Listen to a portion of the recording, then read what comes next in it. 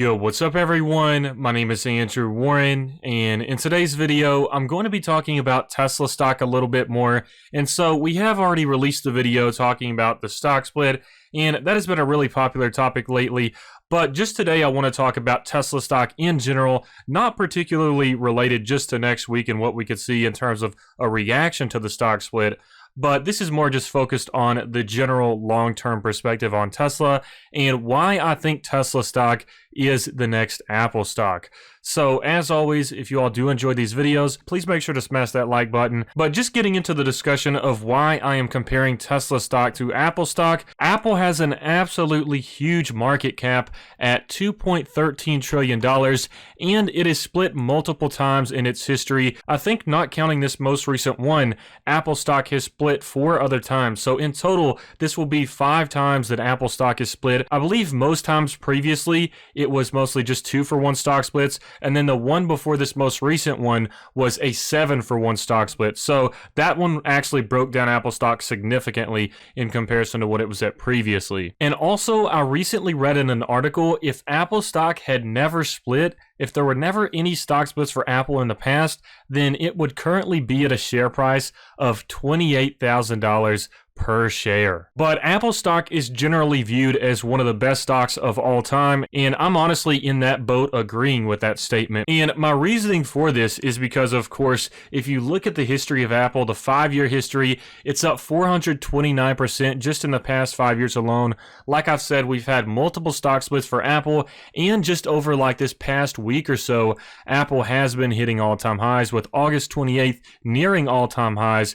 So this is a stock that has definitely been impressive in terms of growth, and a lot of this began with the introduction of the iPhone, which is something that is very revolutionary if you look at how it's changed society since its introduction. We really can't live without our iPhones, or at least I can't. I mean, obviously I could, but my life is much easier with the iPhone. And yes, one could make the argument of if we're better or worse with the iPhone, but in terms of just its relationship with the internet and also helping with productivity with jobs and businesses and things along those lines, the Apple iPhone has really been helpful. And like I said, it has changed society in a tremendous way if you compare now to its original introduction.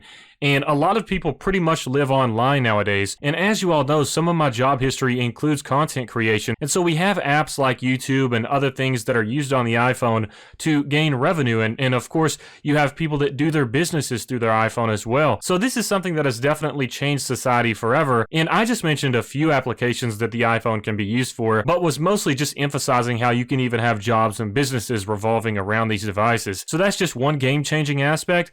But my comparison with Tesla stock to Apple stock is because I think Tesla is offering a revolutionary product similar to what Apple did with the iPhone at its genesis. And so it's actually really interesting when you start to explore this concept, because of course we can talk about electric vehicles. Tesla is at the forefront of electric vehicles, and obviously they have the best metrics for electric vehicles right now. Even the 2012 Model S is still beating a lot of other competitors right now, which is really a testament to what Tesla has been able to accomplish over these years. But like I said, there's that one aspect of electric vehicles where we are eventually going to have our lives changed completely by not only just electric vehicles, but Tesla in itself. When you really think about it, especially in the discussion of Tesla, when someone gets an EV, a lot of the times if it's a Tesla, they don't say, I got an electric vehicle. They say, I got a Tesla. And keep in mind, a Tesla isn't the name of the car. A Tesla is just a brand. So at this point, a lot of people feel the need to note the difference from an EV and a Tesla. And I think that's important in itself when it comes to brand loyalty and brand culture, kind of like you have with Apple as well. But with like a Model 3 or something, people feel the need to note that they have a Tesla instead of just, I have an electric vehicle. Now, of course, you can say, like with the internal combustion engine vehicles as well, people feel the need to note their brand as well, like I have a Ford, but commonly they'll say, I have a Ford F-150 or I have a Mercedes-Benz. But just an important part right there is just the fact that people feel the need to note that they have a Tesla instead of just saying,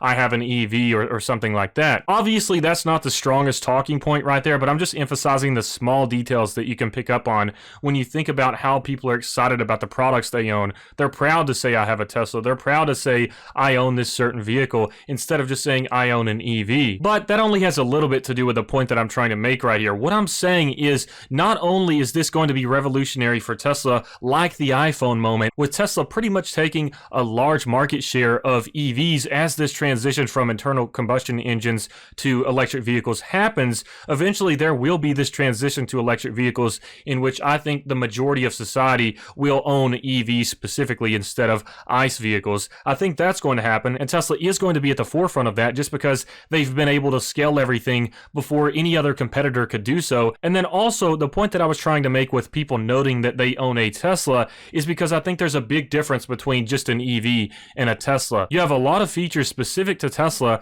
that are not available with other EVs, and that is why people feel the need to note the brand that they own. And it's because of this significant difference between an EV and a Tesla EV that makes this company so valuable, that makes the product so valuable, because as we know, the reason people love Apple products is because there has been a lot of time and effort put into the design of Apple products and for it to be a quality product that people love. That's kind of been their motto, is creating quality products that people love, and I think the same thing applies to Tesla as well. And so this is only half of my point. Obviously, the Tesla EV will be revolutionary, but where things really start to change and where we truly get that iPhone moment is when Tesla masters full self-driving. And I think Tesla will be the first to master full self-driving technology just because they have this tremendous data lead right now, and because they don't have to pay for their data. They're pretty much getting paid to gather data for them. As many of us know, the current Tesla vehicles that are driving all around the world right now are gathering full self-driving data to train the neural net and improve the technology. And everyone that owns a Tesla, most of them realize that, and they willingly drive because they want to help improve this technology. They want Tesla to be the first to master it. And it's just likely at this point that Tesla wins the full self-driving technology race just because, as I've said, they already have such a huge lead in data, and with Tesla scaling production more than any other EV company right now, they have even more of an advantage where they're propelling the lead even farther. They're widening the distance between them and the competition, not only just in terms of EVs and the metrics, but also in terms of that full self-driving data, whereas you have some companies like Waymo and other EV FSD companies that are focused on putting a bunch of like big cameras on the outside of their vehicles. They're bulky and all of those things, and they have to pay someone to drive around with those cameras. So of course that's at the expense to the company, whereas with Tesla, it's already in the vehicles and vertically integrated. They've created that technology themselves and put it in the vehicles instead of having to go out and buy a bunch of high quality cameras somehow mounted on the vehicles and then pay someone to drive around. So there's also that cost advantage as well when it comes to gathering that data. And like I said, as everything is getting scaled right now, as the Shanghai Gigafactory starts to pump out even more impressive numbers on the Model 3, and then we get the expansion into Model Y production in early 2021 as well, then that's just more vehicles on the road. And as the market share continues to maintain itself and possibly increase with Tesla, that also relates to the data. So when I do news videos on my channel talking about the numbers and the deliveries and the production numbers and things like that happening in Shanghai and in the United States, and how popular the Model 3 is in California and how popular the Model 3 is in the UK, I do those things not only because, of course, it's good, it tells us that the numbers are increasing, Tesla is gaining more revenue to help scale their business even more, but if you also start to think a little bit further into that,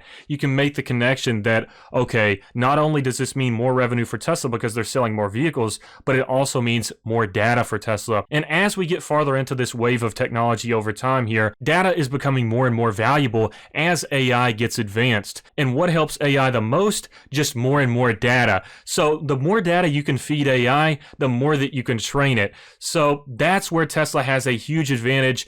And so not only will the EVs, especially Tesla EVs, be like that iPhone moment, but what really makes it the iPhone moment is when they master the full self-driving technology. And so you'll have that combo of it not only being full self-driving, but an electric vehicle as well, with probably some impressive metrics by then. So the full self-driving is really what changes everything, because you can have the robo-taxi services where pretty much Uber and Lyft and all of these other taxi services won't even be able to compete with Tesla because they won't have to pay for a manual driver to drive it around. And just addressing a few predictions Tesla has released so far around those robo-taxis, we're talking about a few cents per ride here compared to like what Uber is doing with like $6 to $8 just for a mile or two. So this is a big difference. It will not only change the EV industry and the car industry, but it's also going to change ride-hailing ride-hailing services as well, and it's going to add an opportunity for those in any class that can actually get passive income from renting their vehicles out as a Tesla service and people using it as like a taxi. So thanks to those robo-taxis, middle class, lower class, anyone of any class can get passive income from renting out their Tesla. So this provides not only an opportunity of wealth for everyone across the board, but it also changes society as a whole when you think about how much more productive you can be in a day when you don't have to worry about manual driving and having to pay attention and the stress that goes along with that. And then instead you could use the Tesla screen for productivity, or use one of your laptops and do some work on your way to work or on the way to school or something like that. I know, like, even way back in college, I was a big procrastinator. My whole life in school and in college, I've always been a huge procrastinator, but I always made sure that I got it done, and I got really good grades, so it worked out for me, thankfully. But I was always a big procrastinator, like doing papers the night of, only studying the night of before exams. So I can definitely see a lot of the procrastinators out there doing their homework on the way to school, or doing their homework on the way to college, or doing their work on their way to work. So it's definitely a big game changer in terms of productivity, and then also entertainment value as well. When you think about the fact that you could be playing games on your Tesla screen while it drives for you,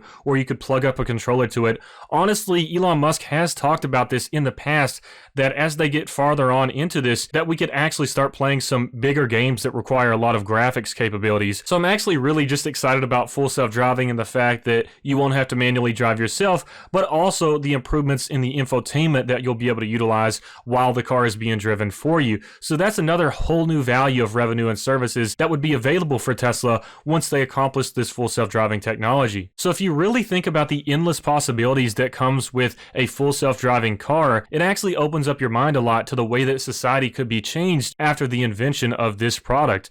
And we're kind of halfway there already, and Elon Musk has even stated personally that he's been driving around the new version of full self-driving, and that only on just a few occasions has he actually had to have human intervention and intervene with it. So it seems like Tesla is getting pretty close right now, and Elon Musk has kind of been the guinea pig using it first, and stating that it's actually really impressive. So I think we are getting near to this full self-driving, and I'm really excited about it personally, just because I see so many possibilities for not only just changing society, but when you look at the value that it adds to the company, the different digital services revenue, as people don't have to manually drive their vehicles, and then also the cost of the full self-driving packages, it's probably going to increase in the future from its current value of $8,000, and they'll also get fees from the robo-taxis as well. So there's a lot of opportunities, not only for the way it will change society, but the benefits and revenue that it will provide for Tesla as well. And so I'm just really excited about this. I think it could be a game changer in the sense of how the iPhone was as well. And I honestly am very confident in Tesla being the first one to accomplish full self-driving. So anyways, I hope y'all enjoyed this video. Please make sure to smash that like button if you did. And also, feel free to check out Robinhood and Webull in the description below. If you sign up with my referral link, you'll get some free stocks. And especially with Webull right now, you'll get 2 free stocks if you sign up with my link and deposit $100 into your account. Keep in mind, you can take that $100 right back out. So it's basically just free stocks, free money. Just want to let you all know about that. But hope you all enjoyed this video, and I hope you have a fantastic rest of your week.